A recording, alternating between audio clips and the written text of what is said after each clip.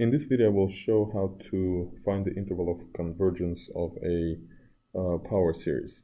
In order for us to find the interval of convergence, we are going to use the ratio test. That is, we're going to set up the following limit as n goes to infinity of the absolute value of the ratio of the n plus 1th term over nth term. In our case, the nth term is x minus 1 to the power n over n plus 3 to the power times 2 to the power n, and n plus 1th term is x minus 1 to the power n plus 1 divided by n plus 1 plus 3, which is n plus 4, times 2 to the power n plus 1.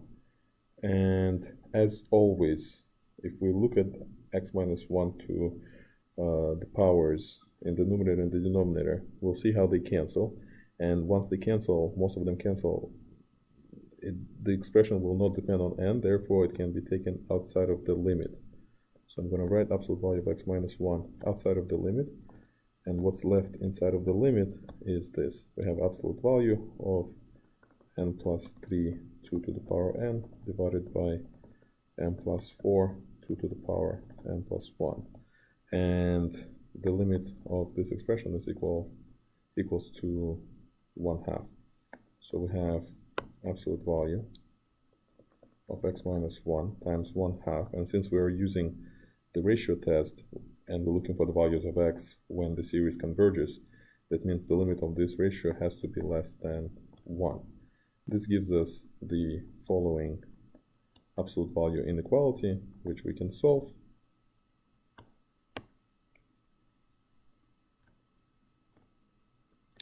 And get this. Now the only thing we don't know is what happens at -1 and 3. So to answer that question, we're going to set x equals to -1. And when x equals to -1, we get the following series.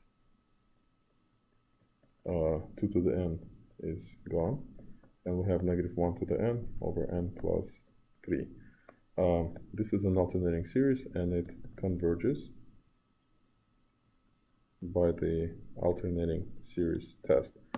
Therefore, -1 is part of the convergence interval. Now we're going to set x equal to 3, and we'll obtain the following series.